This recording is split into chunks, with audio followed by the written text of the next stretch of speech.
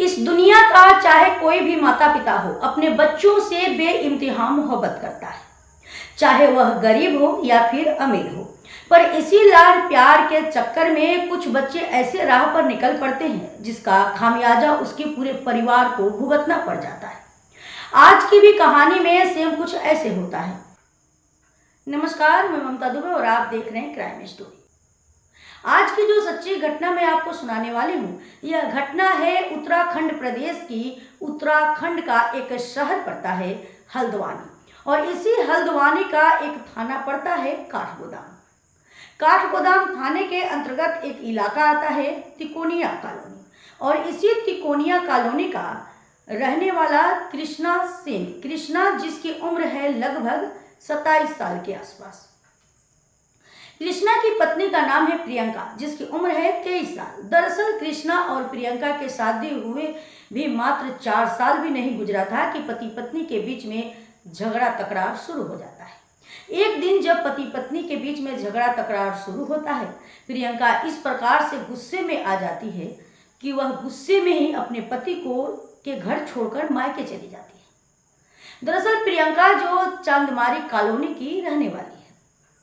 प्रियंका गुस्से में अपने पति को छोड़ करके चली जाती है। लगभग 1 महीने का समय गुजर जाता है, लेकिन इस 1 महीने में ना तो प्रियंका अपने पति से कभी बातचीत करती है और ना ही कृष्णा अपनी पत्नी को बुलाने के लिए जाता है। पर जैसे ही 1 महीने का समय गुजरता है, आखिरकार एक दिन प्रियंका अपने पति के पास चली जाती है। पर 1 महीने बाद प्रियंका जब अपने पति के पास पहुंचती है तो देखती है कि उसके घर में एक और महिला मौजूद है। उस महिला के बारे में प्रियंका जब अपने पति कृष्णा से पूछताछ करती है तो कृष्णा अपनी पत्नी को जवाब देता हुआ कहता है कि दरअसल मैंने दूसरी शादी कर लिया है। यह मेरी पत्नी है जिसका नाम है सरिता। सरिता जो काला ढूंगी की रहने वाली है।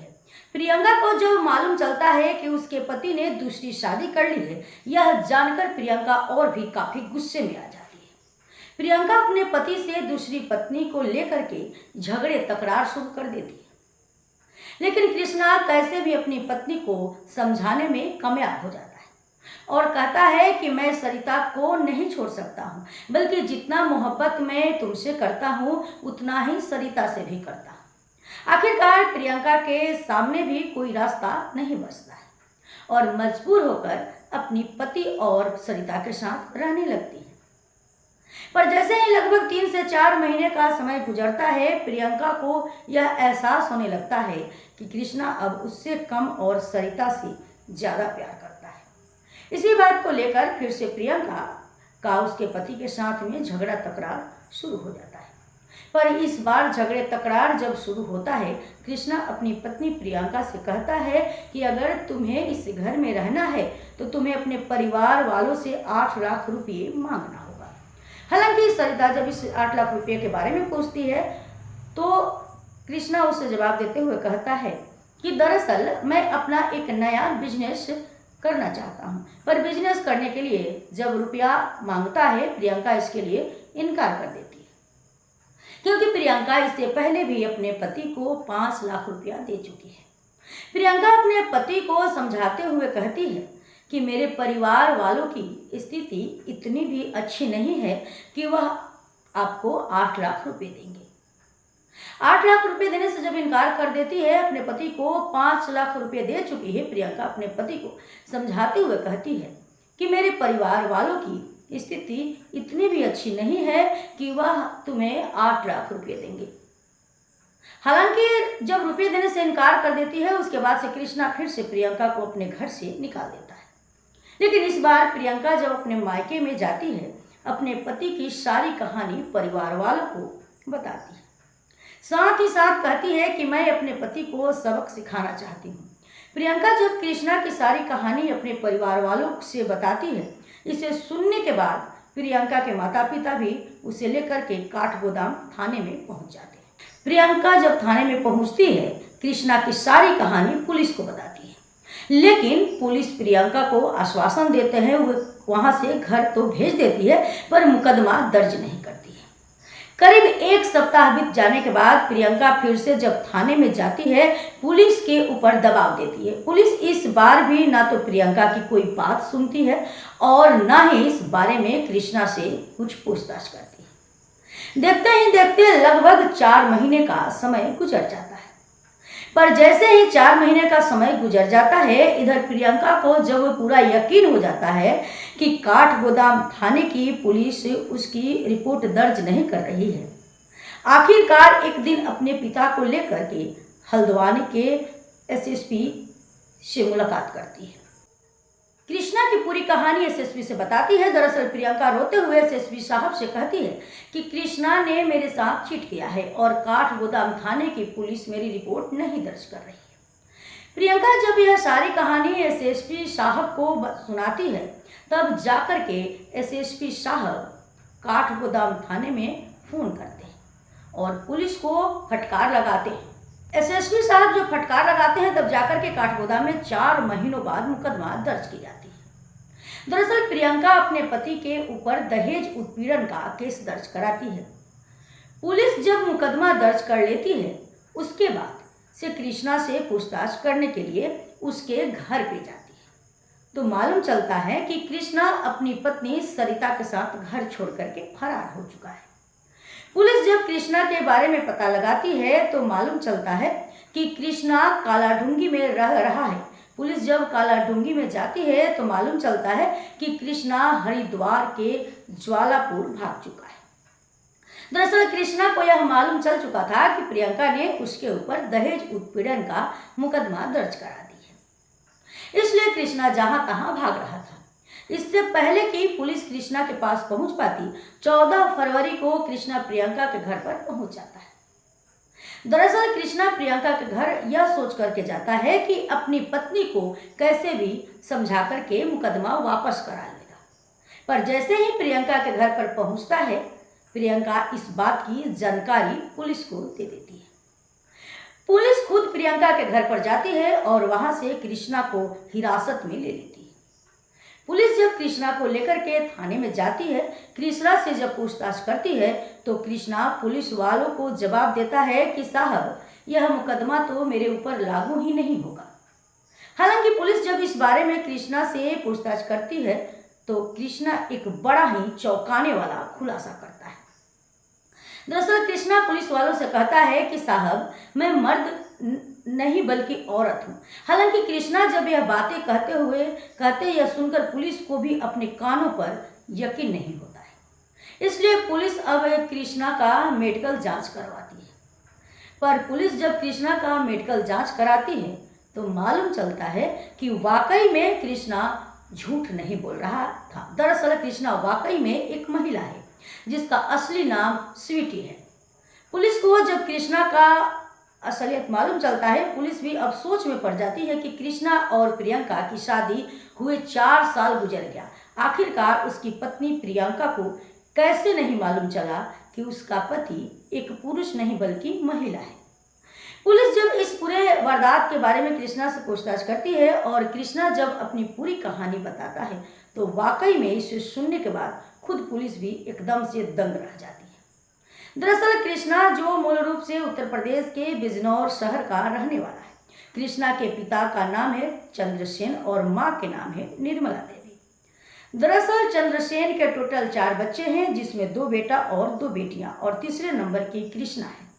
कृष्णा का बचपन में नाम स्वीटी होता है, जो देखने में बेहद ही खूबसूरत होती है। दरअसल स्वीटी को बचपन से यह फील होने लगता है कि वह लड़की नहीं बल्कि एक लड़का है। दरअसल स्वीटी लड़कों का कपड़ा ही नहीं पहनती है, बल्कि लड़कों जैसे ही बाल कटवा कर रहती है और केवल लड़कों से ही दोस्ती करती है। लड़कों के साथ में उसका खेलना कूदना भी होता है। पर समय के अनुसार जब स्वीटी जवानी के दहलीज पर कदम रखती है, अपने परिवार वालों से साफ साफ कह देती है कि मैं शादी किसी लड़के से नहीं बल्कि लड़की से करूंगी। हालांकि पहली बार स्वीटी जब यह बात अपने परिवार वालों से कहती है, यह सुनकर उसका पूरा परिवार हंसने लगता है। स्वीटी जब जवानी के दहलीज पर कदम रखती है, कृष्णा सेन नाम से एक दोनों के बीच में प्रेम प्रसंग शुरू हो जाता है। एक दिन प्रियंका स्वीटी से मिलने के लिए भी कहती है। स्वीटी प्रियंका से मिलने के लिए भी तैयार हो जाता है और एक दिन दोनों की मुलाकात भी होती है। लेकिन दोनों की जब पहली बार मुलाकात होती है, प्रियंका यह समझ ही नहीं पाती है कि स्वीटी एक महिला है। दरअसल पहली मुलाकात में दोनों एक दूसरे के इतने करीब आ जाते हैं कि आखिरकार शादी करने का फैसला कर लेते हैं। इधर प्रियंका जब कृष्णा से शादी करने के लिए अपने परिवार वालों से बातचीत करती है, प्रियंका के परिवार वाले भी इस शादी की मंजूरी दे देते हैं। लेकिन स्वीटी जब प्रियंका से शादी करने के लिए अपने परिवार वालों से बातचीत करती है, स्वीटी के परिवार वाले इस शादी की मंजूरी नहीं देते हैं। लेकिन स्वीटी जब अपने जिद पर उतर जाती है, आखिरकार उसके लाड़ प्यार के चलते स्वीटी के परिवार वाले भी इस शादी की मंजूरी दे देते हैं और आखिरकार एक दिन होटल में दोनों परिवार की मुलाकात होती है और रीति रिवाज के तहत दोनों की शादी हो जाती है। स्वीटी जब कृष्णा बनकर के प्रियंका से शादी करता है, शादी करने के बाद उसे अपने घर लेकर के आ जाता है। जब कुछ महीने का समय गुजरता है, उसके बाद से कृष्णा अपनी पत्नी प्रियंका को लेकर उत्तराखंड के हल्द्वानी में आ जाता है और फिर तिकोनिया कॉलोनी में किराए का कमरा लेकर अपनी पत्नी के साथ रहने लगता है। जब कुछ दिन का समय गुजरता है, एक दिन कृष्णा अपनी पत्नी प्रियंका से कहता है कि दरअसल मैं अपना एक नया बिजनेस करना चाहता हूँ, कुछ रुपयों की जरूरत है, इसलिए मैं चाहता हूँ कि तुम मुझे कुछ रुपये अपने परिवार वालों से मांगो। रुपये की जब डिमांड करता है, आखिरकार प्रियंका इस पैसे के बारे में जब अपने मायके वालों से बातचीत करती है, प्रियंका के मायके वाले भी उसे 5 लाख रुपये दे देते हैं। पर कृष्णा को जब यह 5 लाख रुपया मिलता है, वह सारा पैसा गुलछड़े में उड़ा देता है।